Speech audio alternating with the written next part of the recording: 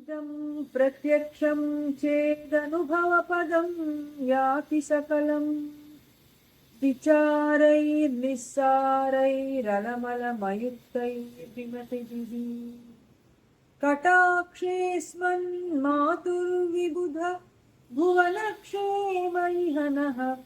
शरण्योऽयं धीयाद्भगवदरविन्दमहिमा मूकं करोति वाचालं पङ्गुं लङ्घयति यत्कृपातमहं वन्दे परमानन्दमाधवम्।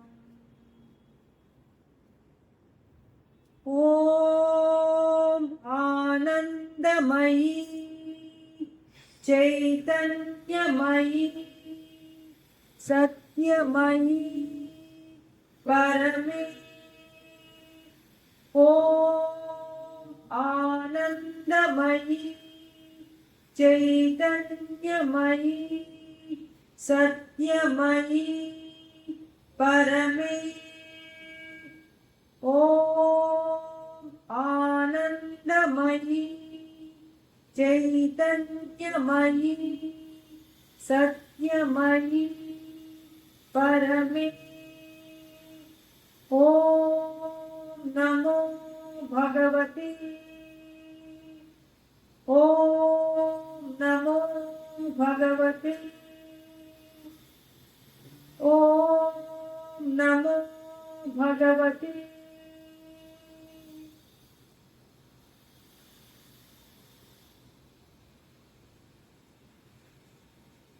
सर्वोपनिषदो गावो दोग्धा गोपालनन्दनः पार्थो वत्सः सुधीर्भोक्ता दुग्धं गीतामृतं महत् वसुदेवसुतं देवं कंसचाणूरमर्दनं देवकी परमानन्दं कृष्णं वंदे जगद्गुरुं। అందరికీ నమస్కారం. మనం శ్రీ అరవిందుల ఎస్సేస్ ఆన్ ద గీత మనం చదువుతున్నాం. ఇవాళ మనకి 4వ ప్రసంగం. శ్రీ అరవిందులు వ్యాసాలు ఎలా రాశారో ఆ పరంపరలో మనం చెప్పుకుంటున్నాం. దానివల్ల ఏంటంటే గీతా బోధ శ్రీకృష్ణుడు ఆ యుద్ధరంగం అనేటువంటి క్షేత్రంలో ఎందుకు చేశాడు, ఆ సందర్భమే ఎందుకని గీతోపదేశానికి అదొక స్థితి అయింది. యుద్ధం అనేటువంటి కర్మ, ఆ పని కూడా దైవాన్ని దగ్గరికి మనని చేరుస్తుంది, మోక్షప్రదమే అన్నది ఎలా ఎస్టాబ్లిష్ చేశాడు ఆయన. ఇదంతా కూడా శ్రీ అరవిందులు చాలా స్పష్టంగా వివరంగా చెప్పాడు. మనం ఎప్పుడు అనుకుంటున్నట్లుగానే సాధారణంగా అధ్యాయాల క్రమంలో, ఆవరుస క్రమంలో మనం చదువుకుని ఇదిగో ఇక్కడ సమత్వం చెప్పాడు, ఇక్కడ ఆత్మ నిష్ఠ గురించి ఆయన చెప్పాడు, ఇక్కడ ఇంకొకటి చెప్పాడు అని అలా చెప్పుకుంటూ వెళుతూ ఉంటాం. కానీ శ్రీకృష్ణుని యొక్క ఉపదేశం సర్వప్రపంచానికి ఆచరణాత్మకమైనటువంటి, మనందరం కూడా ఎలా కర్మలు చేయగలం, ఏ స్థితి నుంచి, ఏ చైతన్యం నుంచి కర్మలు చేస్తే మనం మోక్షార్హులం అవుతాము అనేది ఆయన మనకి చెప్తున్నాడు. కనుక దాన్ని స్పష్టంగా మనకి తెలియడానికి శ్రీ అరవిందుల వ్యాసాలు మనకి ఉపకరిస్తున్నాయి. ఇవి ప్రారంభం చేసే ముందర మన పండరి గారు ఈ రోజున మొన్న నైట్ పండరి గారు వారు పరమపదించారు. వారు శ్రీ అరవిందుల భక్తులు, మాతారవిందుల భక్తులు.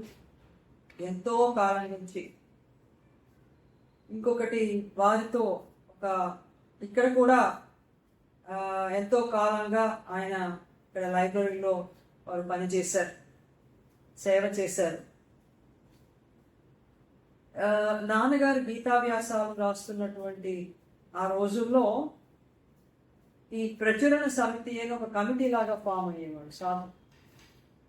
అయ్యి అవన్నిటినీ కూడా ప్రచురించారు. ఆ బాధ్యత వారే తీసుకుని ఆ ప్రచురణ సమితిలో పండరి గారు కూడా ఉంటారు. అట్లా ఆయనతోటి ఒక అనుబంధం. వారు ఈ రోజున మన మధ్యన లేకపోవటం అనేది మనకి దుఃఖకరమే. అయినా శ్రీ మాతారవిందుల యొక్క పాదాల దగ్గరికి వారు చేరుకున్నారని, వారి మరణానంతర ప్రయాణం చాలా రక్షణతో జరగాలని మనందరం కూడా ఎందుకంటే శరీరం వదిలిన తర్వాత కూడా క్షేమంగా మనం వెళ్ళాల్సిన మార్గం ఉన్నది. ఆ ప్రయాణం కూడా చాలా క్షేమంగా మనం వెళ్ళాలి. మన ఎక్కడి దాకా వెళ్ళాలంటే నిజానికి అంతరాత్మల లోకంలో మనం వెళ్ళిపోవాలి.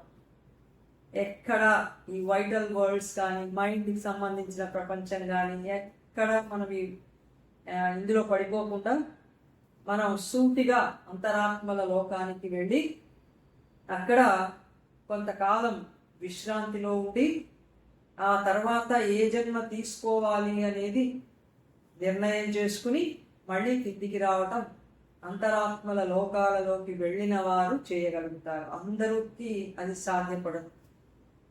అది సాధ్యం కావాలంటే ఇక్కడ ఈ లోకంలో మన సాధన చాలా ఉన్నతమైనటువంటి స్థితిలో ఉండాలి. అది సంగతి.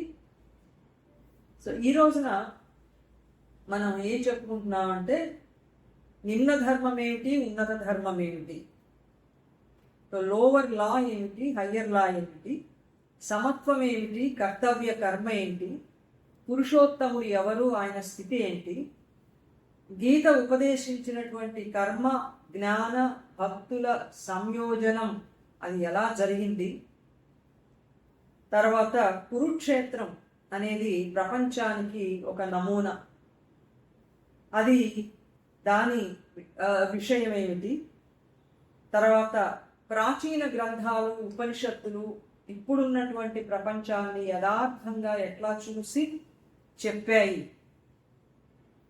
దాంట్లో బృహదారణ్యకోపనిషత్తు మనం ఉదాహరణగా శ్రీ అరవిందులు ఎస్ఏ సొంత గీతాలో వారు దాన్ని ఉదాహరణగా చేశారు. అంటే విధ్వంసం, ఆత్మశక్తి, ఈ రెండు అంశాలు ప్రపంచంలో మ్యూచువల్ ఒక హెల్ప్ కానీ అసోసియేషన్ కానీ ఉన్నాయా లేవా, పరస్పర సహకారం, పరస్పరం కలిసి నడవటం అనేది ప్రపంచంలో ఉన్నాయా, మానవుడు ప్రపంచాన్ని ఎలా చూడాలనుకుంటాడు, ఆ తర్వాత జగత్ప్రభు అయినటువంటి వాడు కూడా కాలస్వరూపుడే అని చెప్పిన భాగం, యుద్ధం జీవితంలో భాగం అని ఆశ్చర్యం. భయం వస్తుంది మనం ఆ మాట ఉంటే. శాంతి జీవితంలో భాగం అంటే సంతోషంగా ఉంటుంది, కొంచెం ప్రశాంతంగా నిద్ర వస్తుంది. యుద్ధం జీవితంలో భాగం అనగానే ఎట్లా పోరాటం చేయాలి, దేంతో చేయాలి అనేది ఒక సందేహం కలుగుతుంది. దాని గురించి వారు చెప్పారు. భారతీయ నాగరికతలో క్షత్రియుడు ఎట్లా ప్రవర్తించేవాడు, ఈ అంశాలు మనం ఇవాళ చెప్పుకుంటాం. ఇవన్నీ కూడా శ్రీకృష్ణుడు ఉపదేశించబోయేటువంటి వాటన్నిటికీ చాలా ప్రధానమైన పునాదులు. ఇది కూడా గీతలో భాగమే, గీతలో భాగం కానిదంటూ ఏమీ వారు చెప్పగలరు. కానీ వారు వివరిస్తున్నప్పుడు చాలా స్పష్టంగా ప్రతి విషయాన్ని కూడా గతకాలానికి, తర్వాత చారిత్రకపరమైనవి, ఆధ్యాత్మికపరమైనవి, ఇవన్నీ కూడా వారు చెప్తున్నారు. సో ఇవి మనం వాళ్ళు చెప్పుకోబోతున్నాం. సో నిమ్న ధర్మం ఏమిటి, ఉన్నత ధర్మం ఏమిటి అనేది. ఈ ప్రపంచంలో రెండు వేరు వేరు ధర్మాలు ఉన్నాయి. ఒకటి లోవర్ లా, ఒకటి హయ్యర్ లా. నిమ్న ధర్మం, ఉన్నత ధర్మం.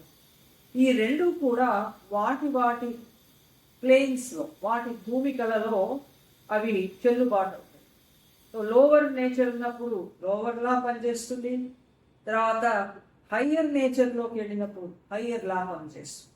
సో ఏ భూమికలో అది పనిచేస్తుంది. ఈ నిమ్న ధర్మాలన్నీ బాహ్యంలో ఇతరులతో సంబంధించినవి. మనం కిందటిసారి చెప్పుకున్నట్లుగా విద్యుక్త ధర్మం అనగానే ఎలాంటి ధర్మాలు, తండ్రి ధర్మం ఏమిటి, ఇంకొకళ్ళ ధర్మం ఏమిటి, ఇలా రకరకాలుగా ప్రాక్టికల్ లైఫ్లో మనం నిర్వహించాల్సినటువంటి ధర్మాలు ఉన్నాయి. ఇవి లోవర్ నేచర్లో ఉన్నంత వరకు ఇవన్నీ ధర్మాలే ఇట్లాగే చేయాలి మనం. కానీ హఠాత్తుగా అంతరంగంలో ఒక పెద్ద మార్పు వచ్చి మనం అంతర్ముఖులమై ఆత్మ చైతన్యం అనేది ఒకటి కలిగినప్పుడు అప్పుడు ఇక ఈ లోవర్ లా అనేది ఇక మనకి పని చేయదు. మనకి హయ్యర్ లా, ఉన్నత ధర్మం కావాలి. ఆ ఉన్నత ధర్మం అంతా కూడా మన అంతరాత్మ ప్రబోధం మీదే ఆధారపడింది. మనం కిందసారి కూడా ఈ విషయాన్ని మనం చెప్పుకున్నాం. మహానుభావులైనటువంటి వాడు శ్రీ అరవిందులు వారు రాజకీయ జీవితంలో ఉంటూ వారిని పాండిచ్చేరి వెళ్ళమని చెప్పి దైవాదేశం అంతరంగంలో రాగానే ఆయన చేస్తున్న సర్వ రాజకీయ ఉద్యమం అంతా కూడా పక్కన పెట్టేసి వారు పాండిచ్చేరి వెళ్ళిపోయి ఆ యోగంలో మునిగిపోయి ఆ యోగాన్ని, గొప్ప యోగాన్ని ప్రపంచానికి ఆయన ఇచ్చారు. అది అంతరంగ ధర్మం. మదర్ కూడా అంతే. ఆవిడకి ఇక్కడ ఉండిపోవాలి, ఇక్కడే శ్రీ అరవిందులతో ఆవిడ కూడా సహచరిగా ఆయన సాధనలో పాలు పంచుకోవాలన్న అంతరంగంలో నుంచి ప్రబోధం రాగానే ఆవిడ పాండిచ్చేరిలో అక్కడే స్థిరపడిపోయి సాధన కొనసాగించారు. అప్పుడు వాళ్ళకి ప్రాక్టికల్ లైఫ్లో ఉండే ధర్మాలు, వాళ్ళ ఆ నియమాలు వాళ్ళకి అవసరం లేదు, వాటిని పాటించాల్సినటువంటి పని లేదు. కనుక గీత కూడా ఏం చెప్తోందంటే ఉన్నత ధర్మానికి ఈ నిమ్న ధర్మం తల ఉంచాలి, కానీ ఈ లోవర్ లాకి ఉన్నత ధర్మం అనేది అది తల ఉంచకూడదు. కనుక ఉన్నత ధర్మాన్ని అనుసరించే మనం పని చేయాలి, కర్మ చేయాలి. ఏం చేయాలి? మనం ఎప్పుడు చదువుతున్నా గీతంతా చివరి శ్లోకం చదివే వరకు ఒకటే గుర్తుపెట్టుకోవాలి. ఏంటంటే కర్మ ఎలా చేయాలి, ఏ చైతన్యంతో చేయాలి అనేదే శ్రీకృష్ణుని ఉపదేశం. కర్మ చేయాలి అనేది ఆయన ఇచ్చిన గొప్ప సందేశం, ఉపదేశం. కాబట్టి సర్వ చైతన్యాన్ని, ఆత్మజ్ఞానాన్ని అంతా మనం ఎక్కడ తీసుకొచ్చి కలపాలంటే పనికి కలపాలి, కర్మకి కలపాలి. ఆ కర్మ ఎట్లా చేయాలి, ఎవరు చెప్తారు, ఏది ఉత్తమమైంది అంటే మన అంతరంగంలో నుంచి మన అంతరాత్మే మనకి చెప్తుంది. మనం అంతర్ముఖులం అయిన. ఇంకొక ప్రశ్న వస్తుంది, ఈ రెండు ధర్మాలు కూడా సంఘర్షిస్తే దేన్ని వదిలిపెట్టాలి, దేన్ని చేయాలి? ఇప్పుడే చెప్పారు కదా, ఉన్నత ధర్మాన్ని బట్టి మనం పని చేయాలి అని చెప్పి.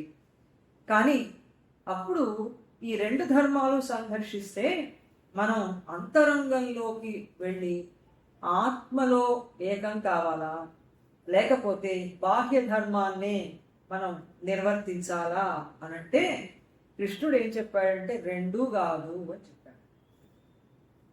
రెండూ కాదు, ఈ రెండు సంఘర్షణ వస్తుంది. ఏం చేయాలి? అప్పుడు ఏం చేయాలంటే ఈ రెండింటిని మించినటువంటి ఇంకొక స్థితి ఉంది, దాని పేరు బ్రాహ్మీ స్థితి. బ్రాహ్మీ స్థితి అంటే పురుషోత్తమ స్థితి అని శ్రీకృష్ణుడు చెప్తారు.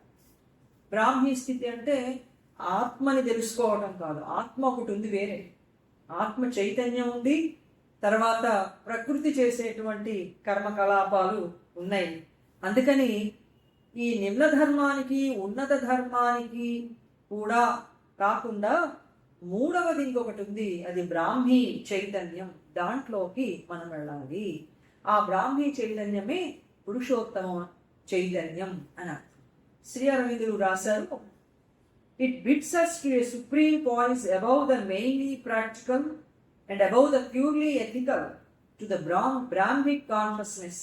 It replaces the conception of social duty by a divine obligation. బ్రాహ్మీ చైతన్యంలోకి వెళ్ళినప్పుడు అప్పుడు మన కర్మ అనేది ఉంటుంది. అట్లాగే మనం పని చేయొచ్చు. సాధారణంగా మనం ఒకటి వింటాం ఏంటంటే, ఆత్మ చైతన్యంలోకి మనం వెళ్ళిపోతే ఇక కర్మలు అనేవి ఉండవు, అవి జ్ఞానంలో లీనమైపోతాయి, పని చేయటానికి అవకాశమే ఉండదు, సమాధి స్థితిలో ఉంటాడు కనుక అని. కానీ శ్రీకృష్ణుడు ఏం చెప్తున్నాడంటే, ఆ సమాధి స్థితి అనేది ఒకటి కాకుండా దాన్ని మించినది ఒకటి ఉంది. ఆత్మని కూడా తనలో భాగంగా చేసుకున్నటువంటి ఇంకొక ఉన్నతమైనటువంటి చైతన్యం ఉంది. అది బ్రాహ్మీ చైతన్యం, పురుషోత్తమ చైతన్యం. అందుకని అందులోకి గనక మనం ఆరోధించినట్లయితే, వెళితే అప్పుడు అక్కడి నుంచి మనకి ఆదేశం, ఏ పని చేయాలి అనే ఆదేశం అక్కడి నుంచి మనకి వస్తుంది. ఇంకా అప్పుడు మనం బాహ్య ధర్మాలతో మనకి పని లేదు, నిమ్న ధర్మాలతో మనకేమీ పని లేదు. మనం ఆ బ్రాహ్మీ స్థితికి వెళ్ళాం కనుక అక్కడి నుంచి మన అంతరాత్మ ఏది ఆదేశిస్తే, దైవం ఏది ఆదేశిస్తే దాన్నే మనం చేస్తాం కనుక మానవుడు చేయాల్సింది బ్రాహ్మీ స్థితిని ఆరోహించటం కానీ ఆత్మ కాదు, ప్రకృతిలోనూ ఉండడం కాదు. ఆత్మ చైతన్యం తక్కువ అని చెప్పట్ల కృష్ణుడు. ఏది తక్కువది కాదు. ఆత్మ నిష్ఠులం కావటం, ఆత్మ సాక్షాత్కారము అది గొప్పదే. దాని తర్వాత స్థితిని కూడా శ్రీకృష్ణుడు చెప్పాడు. అది పురుషోత్తమ చైతన్యం అని. ఆ పురుషోత్తమ చైతన్యంలో మనకి పనులు చేయటం అనేది ఉంటుంది. ఇక కర్మలు ఉండకుండా ఉండడం అనేది ఉండదు అని నిమ్న ఉన్నత ధర్మాల గురించి శ్రీకృష్ణుడు చెప్పాడు.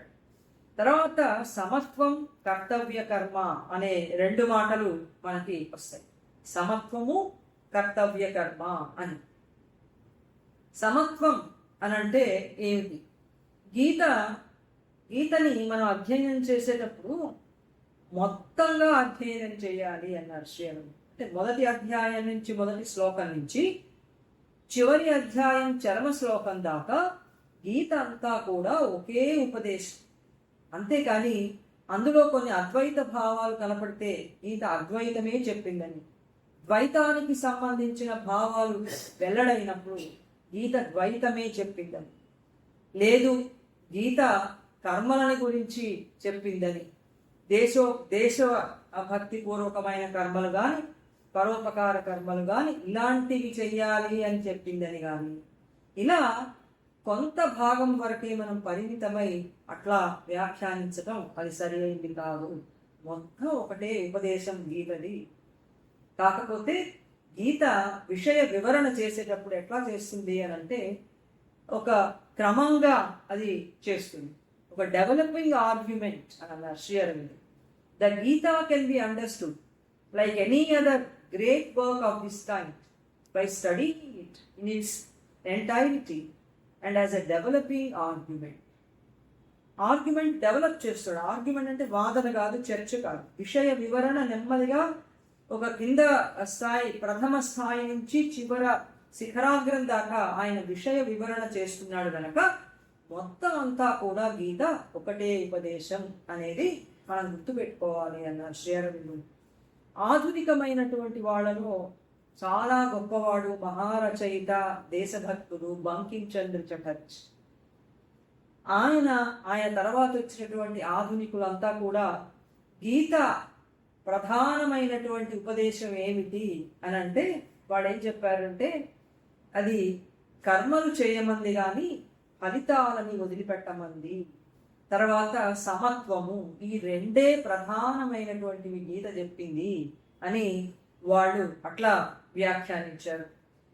కానీ ఈ రెండు చూస్తూ ఉంటే శ్రీ అరవిందులు అన్నారు, మిగతా అధ్యాయాలన్నీ విశ్వరూప సందర్శనం తప్ప మిగతా అధ్యాయాలన్నీ కూడా గొప్ప తాత్వికమైనటువంటివన్నీ ఉన్నప్పటికీ ఒక్క విశ్వరూప సందర్శనాన్ని, గీతలో మొట్టమొదటి 3-4 అధ్యాయాలని మాత్రమే ఆధునికులు మొత్తం గీత సంబంధించిన ఉపదేశంగా వాళ్ళు భావన చేశారు. కానీ అట్లా కాదు అని చెప్పారు. సమత్వం గురించి ఆధునిక వ్యాఖ్యానాలు ఏమన్నాయంటే, సమత్వం అంటే అనాసక్తతతో పని చేయటం, అనాసక్త యోగం అని కూడా మనం విన్నాం. కొంతమంది గాంధీ మహాత్ముడు గీతని అనాసక్త యోగ ప్రధానమైనది అని వారు దాన్ని వ్యాఖ్యానించారు. అనాసక్తతో పనిచేయడం అంటే ఫలితాలు కానీ కర్మరూపం కానీ అది ఏదైనప్పటికీ కూడా దాని మీద ఒక ఆసక్తితో లేకుండా ఒక ఉదాసీనత్వంతో పనిచేయడం. మనకి ఓ పని చేస్తున్నాం, ఆ పనికి సంబంధించి ఎలాంటి అభిప్రాయం ఉండదు, మనం న్యూట్రల్గా ఉంటాం, అంతే న్యూట్రల్గా ఉండి పనిచేస్తాం. ఇదే శ్రీకృష్ణుడు చెయ్యమన్నటువంటిది అని చెప్పి ఆధునికులు అన్నారు. అలాగే పరోపకార ధర్మమే ప్రధానంగా చెప్పింది గీత అని కూడా వాళ్ళు వ్యాఖ్యానించారు. పరోపకార ధర్మము అని ఎక్కడుంది అని ఒక శ్లోకం శ్రీ అరవిందులు కోట్ చేశారు. అదేంటంటే, హతోవా ప్రాప్యసి స్వర్గం జిద్వావా భోక్ష్యసే మహి తస్మాదుత్తిష్ట కౌంతేయ యుద్ధాయ కృత నిశ్చయ అని కదా గీతలో శ్రీకృష్ణుడు చెప్పాడు. అందుకని మరణిస్తే నీకు వీరస్వర్గం వస్తుంది, రాజ్యాన్ని భోగించవచ్చు యుద్ధాన్ని గెలిస్తే, కాబట్టి నువ్వు యుద్ధం చేయి అని చెప్తున్నాడు కదా. అందుకని పరోపకార ధర్మం అనేది, అనాసక్తత అనేది మనకి గీతలో కనిపిస్తోంది అనేది అది ఆ అభిప్రాయం సరైనది కాదు అని. ఇంకొకటి కర్తవ్యం కర్మ అనే మాట గీతలో భగవానుడు మనకి ఉపదేశించాడు. కర్తవ్యం కర్మ అనేది ఏంటి? ఎవరు నిర్ణయిస్తారు మన కర్తవ్యం ఇదని, నేను చేయవలసిన పని ఇది అనేది కర్తవ్యం కర్మ అని. ఈ కర్తవ్యం కర్మ అనేది మనం సమత్వంతో ఉన్నప్పుడు యోగనిష్ఠులమై ఉంటాం గనక అందులో అంతరాత్మ నుంచి మనం చేయాల్సిన పని ఏదో వస్తుంది, అది కర్తవ్యం కర్మ. అంతేగాని మనకిష్టమైనది ఎన్నుకుని ఇది నా కర్తవ్యం, ఇది నేను చేయాల్సిన కర్మ, ఇదే చెప్పాడు శ్రీకృష్ణుడు అనేది అది సరి అయింది కాదు అని అన్నారు శ్రీ అరవింద్. సో కర్తవ్యం కర్మ అనేది సమత్వంతో మనం ఉండడం. సమత్వంతో ఉండడం అంటే అన్ని ఫలితాల పట్ల ఒకే విధమైన ప్రశాంత ఆనంద స్థితితో మనం వాటిని స్వీకరిస్తే సమత్వం. సుఖాన్ని దుఃఖాన్ని సమత్వంగా చూడమన్నాడు. సో సుఖమిచ్చే అనుభవాన్ని దుఃఖమిచ్చే అనుభవాన్ని కూడా ఒకే రకమైన ప్రశాంత స్థితితో అనుభవంలోకి తెచ్చుకుంటే సమత్వంతో ఉన్నట్టు. ఇప్పుడు ఈ సమత్వం కానీ తర్వాత కర్మ మీద అధికారం, కర్మ ఫలితాలు వదిలిపెట్టే అనడం కానీ ఇవన్నీ కూడా తన శిష్యుడైన అర్జునుడిని కింద స్థాయి నుంచి ప్రథమ స్థితి నుంచి శిఖరాగ్రానికి తీసుకువెళ్ళేటువంటి మార్గంలో మొట్టమొదటిగా చెప్పినటువంటి అంశాలు. అంతేగాని ఇవే పూర్తి గీతోపదేశం కాదు అని చెప్పి శ్రీకృష్ణుడు అన్నాడు అని శ్రీ అరవిందులు వివరణ చేశారు. మన ఆత్మకి కర్మలు చేసే ప్రకృతికి పైన పురుషోత్తముడు ఉన్నాడు కనుక ఆ పురుషోత్తమ స్థితిని చేరుకోవటం అనేదే గీత చేసినటువంటి ఉపదేశం. అలాగే గీత కర్మని, జ్ఞానాన్ని, భక్తిని కూడా సంయోజనం చేసి ఈ మూడింటి జ్ఞానంతో పని చేయాలి. మొట్టమొదట నిష్కామ కర్మయోగం అని చెప్పి మనం కర్మని చేస్తూ ఉంటాం, ఫలితాల పట్ల మనకి ఆసక్తి లేదు, ఫలితాన్ని భగవంతునికే వదిలేసి పని చేస్తూ ఉంటాం. అలా చేయగా చేయగా మనకి ఇంకొక జ్ఞానం కలుగుతుందన్నారు. దాని పేరు జ్ఞానం. ఆ జ్ఞానం ఏమిటంటే మనలో ఉన్నటువంటి ఆత్మ, విశ్వంలో ఉన్న ఆత్మ అంతా ఒకే ఆత్మది, పరమాత్మకి సంబంధించింది అనేటువంటి జ్ఞానం మనకి కలుగుతుంది. అందుకని అది కలిగినప్పుడు సర్వత్రా కూడా భగవంతుడే అనే అనుభవం కలిగినప్పుడు యోమాం పశ్యతి సర్వత్ర సర్వంచ మయి పశ్యతి, సర్వంలో నన్ను చూడు, నాలో సర్వం చూడు, విశ్వవ్యాప్తంగా నేనే అని ఆయన చెప్పినటువంటి ఆ అనుభవం మనకి కర్మలు నిష్కామంగా చేస్తున్నప్పుడు అటువంటి జ్ఞానం కలుగుతుంది. ఆ జ్ఞానం కలిగాక ఏం చేస్తా అంటే కర్మ కూడా చేస్తాం, పని చేస్తాం, పని జ్ఞానంతో చేస్తాం. కర్మ జ్ఞానం రెండు కొనసాగుతుంటాయి. అలాంటి స్థితిలో ఇంకొక గొప్ప మూడవ అడుగుకి వెళతాడు. అదేంటంటే భక్తి. పరమాత్మ దివ్య అస్తిత్వం అని తెలుసు. పరమాత్మ అంటే సుప్రీం సెల్ఫ్. పరమాత్మ అంటే ఆత్మకి పని చేసేటువంటిది ఏమి ఉండదు, చైతన్యం మాత్రమే. కానీ భక్తి అనేది మనకి కలగటం వల్ల ఆ పరమమైన ఆత్మనే దివ్య అస్తిత్వము అని తెలుసుకుంటాం. డివైన్ బీయింగ్ అని ఎప్పుడు అంటామంటే, ఒక ప్రకృతి ఉండి, నేచర్ కూడా ఉండి, ఆయనకి పనులు చేస్తూ మనకి మళ్ళీనే అన్ని ఆలోచన, బుద్ధి, చైతన్యం అన్నీ ఉంటే డివైన్ బీయింగ్ అంట. బీయింగ్. మనమేమో అన్డివైన్, ఆయనేమో డివైన్. అదే భక్తి అనేది పరమాత్మని మనం తెలుసుకుని, ఆ పరమాత్మే దివ్య అస్తిత్వమైనటువంటి శ్రీకృష్ణుడు, వాసుదేవుడు, పురుషోత్తముడు అని గ్రహిస్తాం. ఆయనని మనం పూజించి చక్కగా మనం సఫలం చేసుకుంటాం. అప్పుడు మనం చేసే పని జ్ఞానంతో, భక్తితో కూడా కర్మ చేస్తాం. ఇది శ్రీకృష్ణుడు కర్మ, జ్ఞాన, భక్తులని సంయోజనం చేసి ఈ రకంగా కర్మ చేయాలి విశ్వంలో అని ఆయన చెప్పాడు. ఆ తర్వాత కురుక్షేత్రం దేనికి సంకేతం? కురుక్షేత్రం ఎందుకు తీసుకున్నాడు ఆయన అంటే, మనకి మొట్టమొదట శ్లోకంలో చెప్తారు, ధర్మక్షేత్రే కురుక్షేత్రే. కురుక్షేత్రం అంటే ధర్మక్షేత్రం అని చెప్పారు. అయితే కురుక్షేత్రం యుద్ధభూమి ఒకటే కాదు, అర్జునుడికి అది ఎట్లా కనపడింది అంటే, మొత్తం ప్రపంచానికంతా కూడా ఒక సంక్షిప్త రూపంలాగా కనపడింది. ప్రపంచం అంతా ఇదే ఉంది కదా అనే ఒక ఎరుక ఆయనకి కలిగింది. సంఘర్షణ, పోరాటం ద్వారా ప్రపంచం అంతా ప్రయాణం చేస్తోందా అని ఆయనకు అనిపించింది. మానవుడు ఎదుర్కొనేటువంటి సమస్యలన్నీ కూడా ఈ కురుక్షేత్రంలో సంఘర్షణ రూపంలో ఆయనకి కనపడ్డాయి.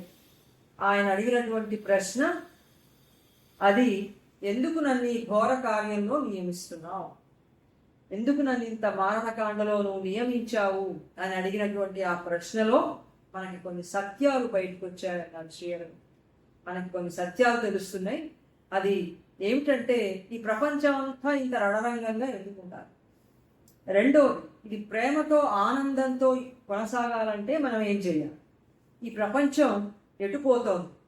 ఇవన్నీ కూడా ప్రశ్నలు, సత్యాలు మనకి కూడా కనబడుతూ ఉంటాయి. ఆధ్యాత్మిక సాధనలో మనం తెలుసుకోవాలి అంటే 3 విషయాలు కావాలి. అదేంటంటే, ఆత్మతత్వాన్ని గురించి తెలియాలి, భగవతత్వాన్ని గురించి తెలియాలి, ప్రపంచతత్వాన్ని గురించి తెలియాలి. ఆత్మతత్వం అంతా ఎట్లా ఉంటుంది? అది స్వచ్ఛమైనటువంటి జ్ఞాన చైతన్య స్థితి. మనకది భగవద్గీతలో భగవానుడు చెప్పాడు. రెండవది భగవతత్వం, పురుషోత్తమ తత్వం. ఈ ప్రపంచానికి, పరమాత్మకి పైన ఎగువగా పురుషోత్తమ తత్వం ఉండడం.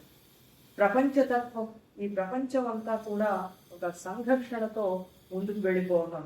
ఇదంతా కూడా మనకి అర్జునుడి ప్రశ్న నుంచి మనకి తెలుస్తున్నటువంటి సత్యాలు. ఈ ఒక్కసారిగా ఈ రణరంగాన్ని చూసేసరికి అర్జునుడికి 2 భ్రమలు తొలగిపోయాయి. ఒకటి నైతిక భ్రమ, 2 నేను ధర్మాత్ముణ్ణి అనే భ్రమ. అంతవరకు యుద్ధాలు ఎన్నో చేశాడు, నేను ధర్మం కోసం చేస్తున్నాను, నేను ధర్మాత్ముణ్ణి అనిపించేది. నేను నైతికమైనటువంటి బుద్ధితో ఉన్నాను, నేను చేసే యుద్ధాలన్నీ నైతికము అనిపించింది. ఇప్పుడేమనిపించింది? ఈ కురుక్షేత్ర యుద్ధంలో ఏమిటి, నేను ధర్మాత్ముని ఎట్లా అవుతాను ఇంతమందిని చంపిన తర్వాత అనొచ్చు. నేను ఇంతమందిని సంహరిస్తే నాది నైతికమైనటువంటి బుద్ధి ఎట్లా అవుతుంది? కాదు. ఈ 2 కూడా ఆయనకి అక్కడ నశించాయి. అప్పుడు శ్రీరవిందులు ప్రపంచాన్ని ఆయన వ్యాఖ్యానం చేశారు. బాహ్యంలో కురుక్షేత్రాన్ని చూసినప్పుడేమో ఇది మారణ హోమం, రక్తపాతంగా కనిపించింది. ఆధ్యాత్మికంగా చూసినప్పుడు అర్జునుడికి ఏమనిపించింది అంటే, సృష్టించిన వాడే తను సృష్టించిన జీవులని కబళిస్తున్నాడు ఆయన, వినాశకరంగా కూడా ఉన్నది ఆయనే అనేటువంటి ఒక భయ విహ్వలమైనటువంటి దర్శనం కలిగింది. ఇక్కడ సృష్టికర్తే సర్వ వినాశకుడు అనేటువంటిది కలిగింది. శ్రీరవిందులు అన్నారు, life a battle and a field of death, this is Kurukshetra. కురుక్షేత్రం అంటే మహాయుద్ధ రణరంగంగాను, మృత్యుక్షేత్రంగాను కనపడింది. God the terrible, this is the vision that Arjuna sees on that field of massacre. ఆ నరమేధం జరగబోతున్నటువంటి ఆ క్షేత్రంలో అర్జునుడికి కలిగినటువంటి దర్శనం ఇదేమిటి ఇంత వినాశకుడినా అనేది కలిగింది. బాహ్యంలో చూస్తే ప్రపంచము మానవుడు సంఘర్షణ పోరాటాల ద్వారా వెళ్ళిపోతున్నాడు. అంతర్గతంగా ఆధ్యాత్మికంగా చూసినప్పుడు ఒక మహా సృష్టిలో ఒక మహా వినాశనంలో ఒక గొప్ప స్థితి తనని తాను సఫలం చేసుకుంటూ ఉన్నాడు. సృష్టించడం, నశింపచేయటం, ఈ రెండు కర్మల ద్వారా ఒక కొత్త రకమైనటువంటి అభివృద్ధికర చైతన్యంతో ఉండే ఒక కొత్త సృష్టి రావటం అనేది ఒకటి నశించిపోయింది. ఆ నశించిపోయినప్పుడు వచ్చినటువంటి కొత్తది ఇది వరకు ఉన్నటువంటి చైతన్యంగా ఉండదు, కొత్త చైతన్యంతో. అందుకని సంహారం అనేటువంటిది తప్పనిసరి అని మనకి ఆధ్యాత్మికంగా చూసినప్పుడు తెలుస్తుంది. మన ప్రాచీన గ్రంథాలన్నీ కూడా యథార్థ స్థితిని, ప్రపంచ యథార్థ స్థితిని వర్ణించటంలో గొప్ప నిష్కర్షత చూపించాయి. చూస్తే మనకి చదివితే భయం ఇస్తుంది. శ్రీ అరవిందులు వాటిని కోట్ చేశారు. అదేంటంటే ఈ ప్రపంచం ఎట్లాంటిది, ఋషులు వీరులు అందరూ కూడా ఈయనకి ఆహారం వర్ణించారు ప్రాచీన గ్రంథాలు. మహాజ్ఞానులైన ఋషులు, మహాపరాక్రమవంతులైన వాళ్ళందరినీ కూడా ఆ ఈశ్వరునికి ఆహారం, ఆయన కబళించేస్తాడు. మన శరీరం కూడా రోజు చచ్చిపోతోంది, బతుకుతోంది. మనకు తెలుసు ఎన్ని కణాలు చచ్చిపోతున్నాయి, ఎన్ని సెల్స్ పోతున్నాయి, ఎన్ని కొత్త సెల్స్ వస్తున్నాయి. ప్రతిరోజు కూడా మన శరీరం మీద ఒక భక్షక శక్తులని దాడి చేస్తుంటాయి. 4 వైపుల నుంచి ముట్టడించేటువంటి విధంగా మన శరీరం ఉన్నది. ఇది కూడా నిత్యం చచ్చిపోతూ ఉంటుంది, బతుకుతూ ఉంటుంది అని చెప్పారు. అంతే కదా, మనకి ఇమ్యూన్ సిస్టమ్ ఒకటి ఉంది. ఆ ఇమ్యూన్ సిస్టంలో ఈ వైట్ బ్లడ్ సెల్స్ అన్నీ కూడా మనకి ఏమైనా ఇన్ఫెక్షన్స్ వస్తే అవి కాపాడుతూ ఉంటాయి. అవి బలంగా లేకపోతే మనం జబ్బు బారిన పడతాం. అట్లాగే ఆధ్యాత్మికంగా కూడా అనేక శక్తులు మన శరీరాన్ని ముట్టడిస్తూ ఉంటాయి. అందుకని ఈ సంహారం అనేది ఇక్కడ సహజమైనటువంటి స్థితి ఇప్పుడు ఉన్నటువంటి ప్రపంచంలో. ఎందుకు ఇట్లా ఉండాలి అంటే ఇది పరిణామంలో అజ్ఞాన చైతన్యంగా వచ్చింది కనుక దీంట్లో ఈ అజ్ఞానానికి చెందినటువంటివి అన్నీ ఉంటాయి. ఇక్కడి నుంచి మనం అత్యున్నతమైన సామరస్యమైన శాంతియుతమైన ప్రపంచానికి మనం వెళ్ళాలి. బృహదారణ్యకోపనిషత్తుట అది వర్ణన చేసింది ప్రపంచాన్ని. ఇది వరకు సృష్టికి ముందర ఇక్కడ ఏమి లేడు.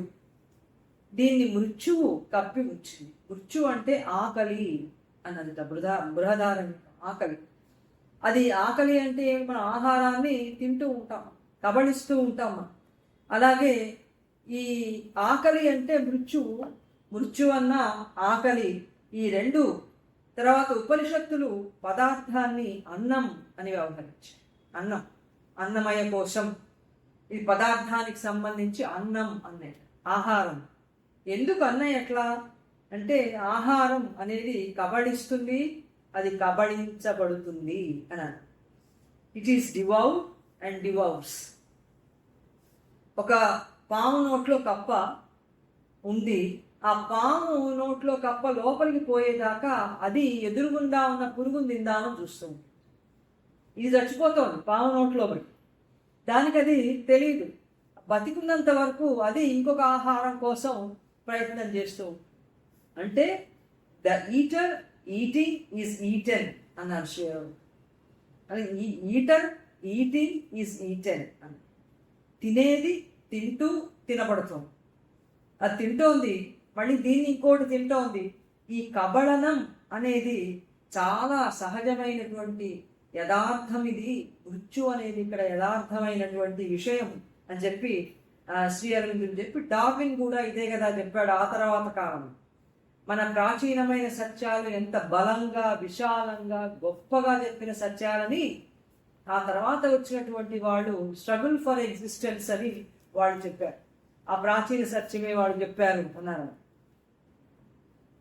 అయితే మనం ప్రపంచాన్ని ఇట్లా చూడాలనుకోం. ఇంత భయంకరంగా ఉందా ప్రపంచం అని ఇట్లా చూడాలనుకోం. మనం ఎలా చూడాలనుకుంటాం? ప్రపంచం అంతా ఒక శాంతిగా ఉంది, ఇది సౌందర్యం, కరుణతో నిండింది, ఇలా చూడాలి. ఈ చూడటం అనేది ఒక దుర్బలత్వం అన్నారు శ్రీ అరవింద్. దుర్బలత్వం, భయం. మనకి ఇది మృత్యు ఉంది అంటే భయం, ఇంకొకటి ఉంది దుఃఖం ఉంది అంటే భయం. అందుకని ఇవన్నీ కూడా మనం ఇష్టపడం ఇలాంటి సైడ్ చూడడానికి. ప్రపంచం మనం శివుడిగా ఆరాధిస్తాం దైవాన్ని, కానీ రుద్రుడిగా పూజించం. రుద్రుడి కంటే మనకు శివుడు అంటే ఇష్టం, ఎందుకంటే శివుడు అనగానే శుభం ఇస్తాడు, ఆయన సర్వమంగళుడు. కాబట్టి శివుడిగా పూజించడం అనేది మనం చేస్తాం. కానీ రుద్రుడు లయకారుడు కనుక రుద్రుడిగా ఆయన్ని పూజించాలంటే మనకి చాలా కష్టసాధ్యంగా ఉంటుంది అని చెప్పి ప్రపంచం ముఖంలోకి సూటిగా చూడగలగాలి. ఇక్కడ అసామరస్యతలు, వైరుధ్యాలు, శాంతికి వ్యతిరేకంగా ఉన్నవి, తర్వాత ఆనందానికి వ్యతిరేకంగా ఉన్నవి బోలెడన్ని ఉన్నాయి. వీటన్నింటినీ సూటిగా వాటి ముఖంలోకి చూసి ఇవన్నీ ఉన్నాయి అని మనం గ్రహిస్తేనే ఇవన్నీ లేకుండా ఎట్లా చేయాలనేటువంటి పరిష్కారం వస్తుంది. అలా కాకుండా వీటన్నిటినీ కొంచెం పక్కన పెట్టేసి మన చెత్త అంతా కార్పెట్ కింద తోసేసినట్టు. ఏ తలుపు మూలో మన భారతీయ ఇళ్లలో అయితే తలుపుల మూల తోసేవాడు, ఇటువంటి మొత్తం ఊడ్చి తలుపు వెనకాల తోసేవాడు. అప్పుడు ఇల్లు క్లీన్గా ఉంది, కానీ ఆ చెత్త అంతా ఎక్కడుంది? ఇక్కడ లేదు, ఇంకో చోటు. అందుకని ప్రపంచం యథార్థం ఏంటి అనేది ధైర్యంగా చూస్తేనే ప్రపంచంలో ఉన్నటువంటి లోపాలన్నింటినీ కూడా మనం సరిదిద్దడానికి, ఆధ్యాత్మికంగా కూడా సరిదిద్దడానికి అవకాశం ఉంది. ఇక్కడ దుఃఖాన్ని పోగొట్టడానికి, అశాంతిని, అసామరస్యతని అన్నిటినీ పోగొట్టడానికి అవకాశం ఎక్కడుందిక? ఈ జుగుప్సాకరమైన ప్రపంచంలోనే ఫైనల్ హార్మనీకి చెందిన సీక్రెట్ ఉంది. అందుకని ఈ ప్రపంచాన్ని ఉన్నట్టుగా చూడటం అనేది ఒక ఆధ్యాత్మికుడైనటువంటి వాడు చేయవలసినటువంటి పని అని శ్రీ అరవిందులు అన్నారు. అని ఇంకొకటి చెప్పారు, విధ్వంసం ఆత్మశక్తి. జ్ఞానులు కొంతమంది విధ్వంసం అనేది చెయ్యకుండా ఆత్మశక్తితో మేము అన్నిటినీ కూడా సాధించగలం అని అంటూ ఉంటారు. ఆత్మశక్తి ఫలించాలంటే చాలా కాలం పడుతుంది. ఆత్మశక్తి పొంది ఆత్మశక్తితో ఒక దుష్టుడిని అణిచేయాలన్నా, వాడు దౌష్ట్యం చేయకుండా అడ్డుకోవాలన్నా ఆత్మశక్తి ఫలించాలంటే చాలా సమయం పడుతుంది. అదొక మాట. రెండవది, ఆత్మశక్తిని ప్రయోగించినటువంటి జ్ఞాని తను స్వయంగా ఆ హింసలో పాల్గొనడం లేదేమో కానీ ఆత్మశక్తితో కూడా గొప్ప వినాశనం జరుగుతుంది అన్నారు. అని ఒక ఉదాహరణ ఇచ్చారు. విశ్వామిత్రుడు వశిష్ఠుడు కథ మనకు తెలుసు. వశిష్ఠుడు ఆశ్రమానికి విశ్వామిత్రుడు రాజుగా వచ్చినప్పుడు ఆయన దగ్గర ఉన్నటువంటి కామధేనువు వీళ్ళకి అన్ని సౌకర్యాలు చేస్తే ఆ కామధేనువు తనకి ఇవ్వమని విశ్వామిత్రుడు అడిగాడు. వశిష్ఠుడు కాదు, ఇవ్వను అని అన్నాడు. దాంతో పెద్ద సైన్యాన్ని తీసుకొచ్చి వశిష్ఠుడి మీదకి యుద్ధం ప్రకటించాడు. అప్పుడు వశిష్ఠుడు గోమాత చెవులో చెప్పగానే ఆ చెవులలో నుంచి పూణము, పల్లవులు, పూడులు, శాక్యులు లాంటి మహాభయంకరమైన ప్రతికూల శక్తులన్నీ కూడా వచ్చి పెద్ద విధ్వంసాన్ని అక్కడ సృష్టించాయి. విశ్వామిత్రుడి సైన్యాన్నంతా కూడా అవి ధ్వంసం చేసి పడేశాయి. ఆ తర్వాత గొప్ప శక్తులన్నీ ఉద్భవించాయి. ఇప్పుడు వశిష్ఠుడు స్వయంగా ఆయన యుద్ధం చేయలేదు, ఎటువంటి మారణకాండకి ఆయన పాల్పడలేదు. కానీ ఆయన ఉపయోగించిన ఆత్మశక్తితో మహాభయంకరమైనటువంటి విధ్వంసం జరిగింది కదా. అందుకని విధ్వంసం అనేది ఎట్లా జరిగినా ఒకటే. మన చేతులు శుభ్రంగా ఉన్నంత మాత్రం చేత, మన అంతరాత్మ స్వచ్ఛంగా ఉన్నంత మాత్రం చేత విధ్వంసం అనేది నేను చెయ్యలేదు కాబట్టి పర్వాలేదు అనేటువంటిది అనుకుంటే అది సరి అయింది కాదు కదా అన్నారు శ్రీ అరవిందుడు. అప్పుడు సరి అయింది కాదు కదా అంటే ప్రపంచంలో సంఘర్షణ వినాశనం పోతాయా మనం పాల్గొనంత మాత్రం చేత? ఎందుకంటే ఈ ప్రపంచ లక్షణమే ఈ యుద్ధంతోనూ సంఘర్షణతోనూ ఉంది. ఇదంతా చూసిన తర్వాత మనకి ఏమనిపిస్తుంది అంటే శ్రీ అరవిందులు అన్నాడు, ఉన్నదంతా ప్రపంచంలో హింసేనా? ప్రేమ లేదా? త్యాగం లేదా? శాంతి లేదా? ఇవేమీ లేవా అని అంటే ఉన్నాయి. ప్రేమ ఉంది, త్యాగం ఉంది. కానీ ఇవి ఎట్లా పనిచేస్తున్నాయి ప్రపంచంలో? శ్రీ అరవిందులు ఆయన చెప్తున్నారు, ఇవన్నీ కూడా పరస్పరము ఒకళ్ళతో ఒకళ్ళు అహంకార ప్రయోజనాల కోసం పనిచేసే విధంగా ఉంది. అసోసియేషన్ కానీ మ్యూచువల్ హెల్ప్ కానీ ఇలాంటివి ఎలా ఉన్నాయి? ఒకళ్ళతో ఒకళ్ళు వాళ్ళ అహంకార ప్రయోజనాలు నెరవేర్చుకోవడానికి ఒకళ్ళతో ఒకళ్ళు చేతులు కలిపినట్టుగా ఉంది. చరిత్రలో యుద్ధాలు చూసినా, ఇప్పుడు జరుగుతున్న యుద్ధాలు చూసినా ఎక్కడుంది పరస్పరత? ఎక్కడుంది? లేదుగా. ఎక్కడా మనకి కనపడట్లేదు. అందుకని ఇవి ఎలా ఉన్నాయంటే అహంకార ప్రయోజనాన్ని నెరవేర్చడానికి దుర్మార్గులు, స్వార్థపరులు వీళ్ళంతా కూడా ఒకళ్ళతో ఒకళ్ళు చేతులు కలిపి లోక కంటకులుగా మారిపోయి ప్రపంచాన్ని పీడించేవారుగా ఉన్నారు. అసోసియేషన్, మ్యూచువల్ హెల్ప్ అనేవి అట్లా పనిచేస్తున్నాయి ప్రపంచం. ఇక ప్రేమ విషయానికి వస్తే, ప్రేమ అనేది ప్రపంచంలో ఎట్లా ఉంది? ప్రేమ అనేది అహంకారం నుంచే వస్తూ ఉన్నప్పుడు ఆ ప్రేమ క్షణాల్లో దురభిమానంగా మారిపోతుంది, క్షణాల్లో ద్వేషంగా మారిపోతుంది. మనకి నచ్చని పని ఎవరైనా చేస్తే ఇంతకాలం ప్రేమించినటువంటి వాళ్ళని ద్వేషించడానికి నిమిషాలు చాలు. ఏళ్ల తరబడి ప్రేమించిన వాళ్ళని కూడా కొన్ని నిమిషాలలో మనం ద్వేషించడం అనేది ఎందుకు జరుగుతోంది? అహంకారం అనేది దాని నుంచి ప్రేమ అనేది వచ్చింది. కాబట్టి అహంకార ప్రయోజనం నెరవేరినప్పుడు ప్రేమ ఒక దురభిమానంగా మారిపోతుంది, ప్రేమ ద్వేషంగా మారిపోతుంది. నా దేవుడు పూజించకపోతే నీకు శిక్ష తప్పదు. నా దేవుడు అనేది దేవుడి మీద ప్రేమే కానీ నా దేవుడిని నేను ప్రేమించినట్టు నువ్వు ప్రేమించకపోతే నీకు శిక్ష తప్పదు. అది దురభిమానం, ద్వేషం. అందుకని ప్రేమ స్వచ్ఛమైనటువంటి దివ్య ప్రేమ, తర్వాత ఇలాంటివి ప్రపంచంలో మనకు కనపడుతుంది. మరి ఆత్మత్యాగం ఉంది కదా ప్రపంచంలో, ఎంతమంది త్యాగం చేయట్లా? త్యాగం లేదా? అది ప్రపంచ లక్షణం కాదా అని అడిగితే శ్రీ అరవిందులు దానికి ఒక ఉదాహరణ చెప్పారు. ఈ ఆత్మత్యాగం అనేది మనం కోరుకున్న దాన్ని సాధించడానికి మరణాన్ని కూడా ఆహ్వానించడానికి మనం వెనకాడట్లం. ఏదైనా మనం కోరుకున్నది సాధించాలంటే అది వ్యక్తిగతమైన కోరికైనా, దేశానికి సంబంధించిందైనా, ఎట్లాంటి త్యాగం మరణానికైనా కూడా నేను సిద్ధమే. ఎంతమంది ఉరికొయ్యలకెక్కి దేశ స్వాతంత్రం కోసం ప్రాణాలు బలిదానం చేశారు. అవన్నీ మహత్తరమైనవి విషయాలు, కానీ అవన్నీ కూడా మృత్యుధర్మాన్ని గుర్తించినట్లే కదా అన్నారు.